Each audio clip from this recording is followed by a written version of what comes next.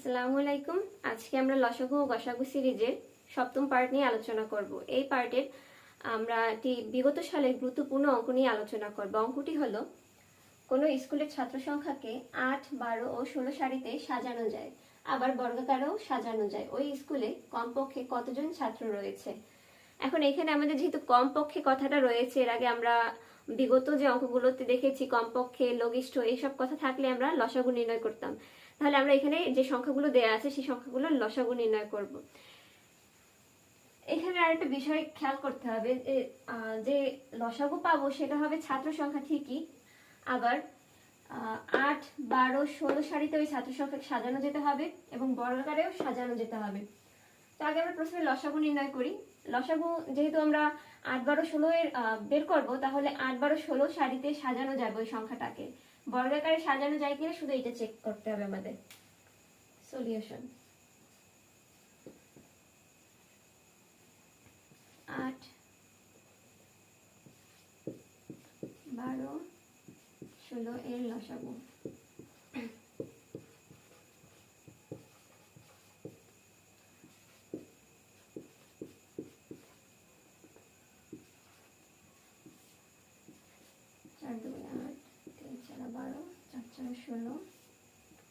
দুই দিয়ে ভাগ করা যায়, 3, 4 আর যায় না। এখন আমরা এগুলোর গুণ করলেই লসাগু পাবো। সুতরাং লসাগু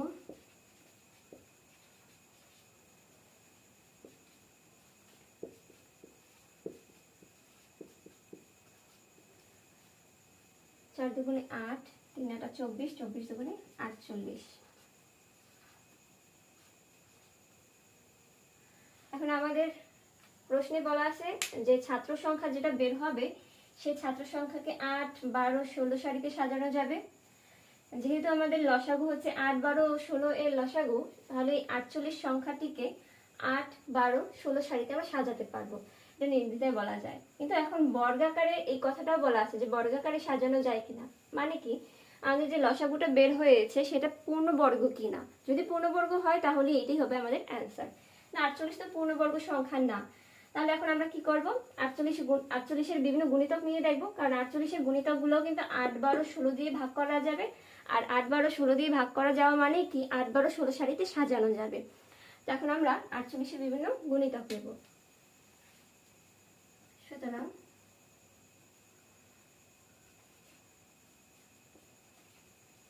ছাত্র সংখ্যা 48 n, যেখানে n equal 1, 2, 3 বিভিন্ন স্বাভাবিক সংখ্যা।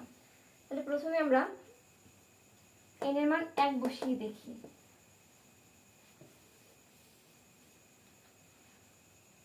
n equal 1 হলে 48 into 1, এটা তো 48ই আসে, যা পূর্ণবর্গ নয়।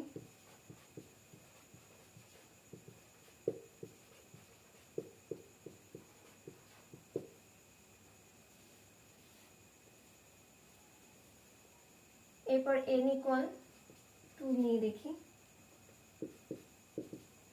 48 গুণ 2, 48 দুগুণে 96, 96 তো পূর্ণবর্গ নয়, যা পূর্ণবর্গ নয়। এবার n equal 3 নিয়ে দেখি। 48 গুণ 3, 3 8 24 এর 4, হাতে আবার 2, 3 4 12 আর 2 4, 144। 144 কিন্তু একটি পূর্ণবর্গ সংখ্যা, যা পূর্ণবর্গ সংখ্যা।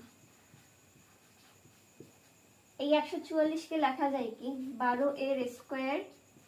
তাহলে কি 144 কিন্তু একটি পূর্ণবর্গ সংখ্যা। তাহলে আমাদের নির্ণয় সংখ্যা হবে কি 144। নির্ণয় সংখ্যা বলতে নির্ণয় ছাত্র সংখ্যা।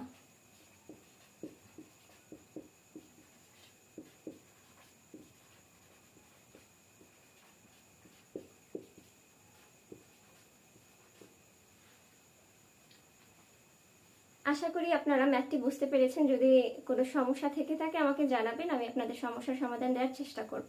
ধন্যবাদ।